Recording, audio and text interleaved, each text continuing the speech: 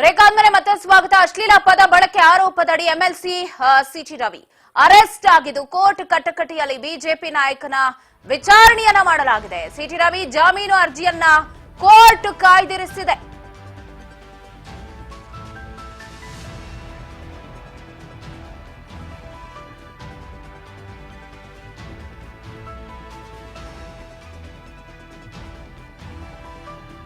ವಿಚಾರಣೆಯನ್ನ ಮಧ್ಯಾಹ್ನ 3ಕ್ಕೆ ಮುಂದೂಡಿದ್ದಾರೆ ನ್ಯಾಯಾಧೀಶೆ. ಮಧ್ಯಾಹ್ನ ಸರ್ಕಾರದ ಪರ ವಕೀಲರು ವಾದ ಮಂಡಿಸುವ ಸಾಧ್ಯತೆ ಇದೆ.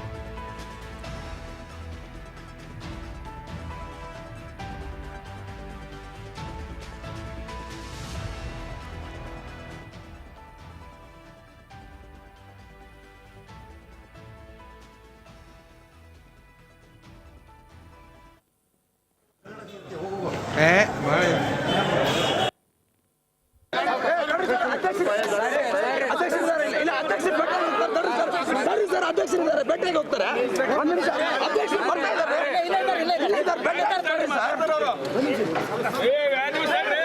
ತಯಾರ್ತಿದ್ದಾರೆ ಹಾಕಿನಿ ಸರ್.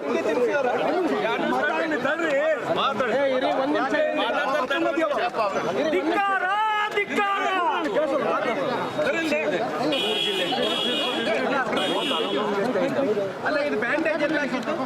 ಇದು ಬ್ಯಾಂಡೇಜು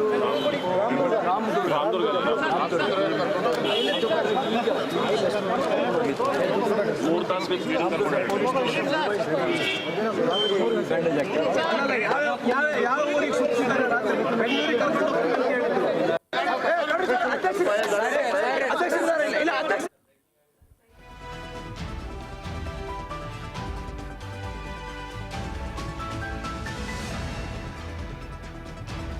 ಸಿಟಿ ರವಿಗೆ ಮಧ್ಯಾಹ್ನದವರೆಗೂ ಪ್ರತ್ಯೇಕ ಕೊಠಡಿಯ ವ್ಯವಸ್ಥೆಯನ್ನ ಮಾಡಲಾಗಿದೆ.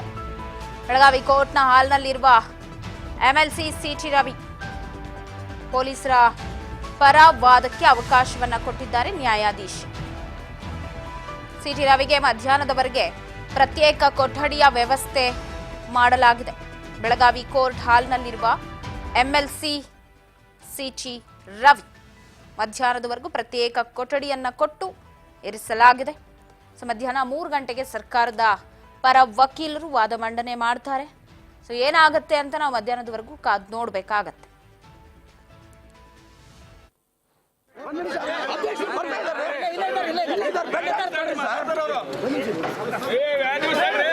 ತಯಾರ್ತಿದ್ದಾರೆ ಹಾಕಿನಿ ಸರ್.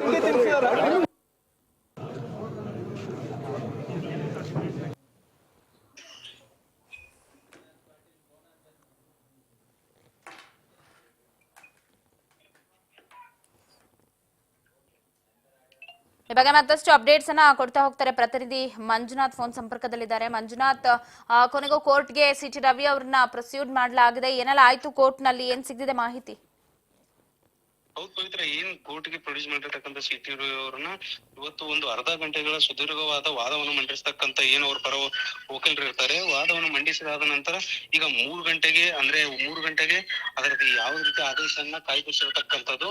ಮತ್ತೆ ಈಗ ಇಲ್ಲಿ ಹೊರಗಡೆ ಬಂದಿರತಕ್ಕಂತ ಈಗ ಆರ್ ಅಶೋಕ್ ಆಗಿರ್ಬೋದು ಮತ್ತು ಆನಂತರ ಈಗ ಏನು ಅವ್ರ ಪರ ವಾದ ಮಾಡಿರ್ತಕ್ಕಂಥ ವಕೀಲರು ಇದ್ದಾರೆ, ಅವ್ರು ಹೇಳ್ತಾ ಇರುವಂತದ್ದು ನಮ್ಗೆ ಸತ್ಯ ಇದೆ, ಇದ್ರಲ್ಲಿ ನಮ್ಗೆ ಜಯ ಸಿಗುತ್ತೆ ಅಂತ ಹೇಳಿ ಈಗ ಸತ್ಯ ಹೇಳ್ತಾ ಇರುವಂತದ್ದು ಪವಿತ್ರ. ಮಂಜುನಾಥ್, ಒಂದ್ ಕಡೆ ಪೊಲೀಸರು ರಾತ್ರಿ ತನ್ನನ್ನ ಕರ್ಕೊಂಡು ಎಲ್ಲೋ ಜೀವ ಬೆದರಿಕೆ ನನಗಿತ್ತು ಅಂತ ರಾತ್ರಿ ಇಡೀ ಆದಂತ ಘಟನಾವಳಿಯನ್ನು ಕೂಡ ವಿವರಿಸಿದ್ದಾರೆ. ರಾತ್ರಿ ಏನೋ ಅವ್ರನ್ನ ಒಂದು ಕಸ್ಟಡಿಗೆ ಕರ್ಕೊಂಡ್ಲಿಲ್ಲ ಅಥವಾ ಅವ್ರನ್ನ ಪೊಲೀಸ್ ಸ್ಟೇಷನ್ಗೆ ಕರ್ಕೊಂಡೋಗಿ ಇಟ್ಕೊಳ್ಳಿಲ್ಲ, ಕೋರ್ಟ್ ಮುಂದೆ ಪ್ರೊಸೀಜರ್ ಮಾಡ್ಲಿಲ್ಲ ಅನ್ನುವಂತ ವಿಚಾರ. ಆ ಬಗ್ಗೆ ಏನ್ ಹೇಳಿದ್ರು ಸಿಟಿ ರವಿ ಅವರು ನ್ಯಾಯಾಧೀಶಿಗೆ ಅಂತ?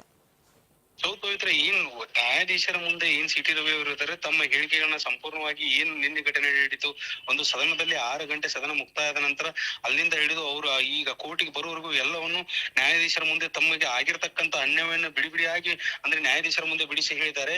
ಇದಲ್ಲದೆ ಅವ್ರು ಹೇಳ್ತಾ ಇರುವಂತದ್ದು ಒಂದೇ, ನಮ್ಮನ್ನ ಇದು ಉದ್ದೇಶ ಪೂರ್ವಕವಾಗಿ ಈ ರೀತಿಯಾಗಿ ಮಾಡಿರೋದ್ರಿಂದ ಈ ರೀತಿಯಾಗಿ ನಮ್ಗೆ ಅನ್ಯಾಯ ಆಗ್ತಾ ಇದೆ ಅಂತ ಹೇಳಿ ಮತ್ತೆ ಅದರಲ್ಲಿ ಇಂಟರ್ಫಿಯರ್ ಆಗಿರ್ತಕ್ಕಂಥ ಏನ್ ವಕೀಲರಿದ್ದಾರೆ ಅವರು ಕೂಡ ಈಗ ನಮ್ಮ ಏನ್ ಸಿಟಿ ರವಿ ಅವರು ಇದ್ದಾರೆ ಇವ್ರನ್ನ ಉದ್ದೇಶ ಪೂರ್ವಕವಾಗಿ ಇವರ ಮೇಲೆ ಹಲ್ಲೆ ಕೂಡ ನಡೆಸಿದ್ದಾರೆ.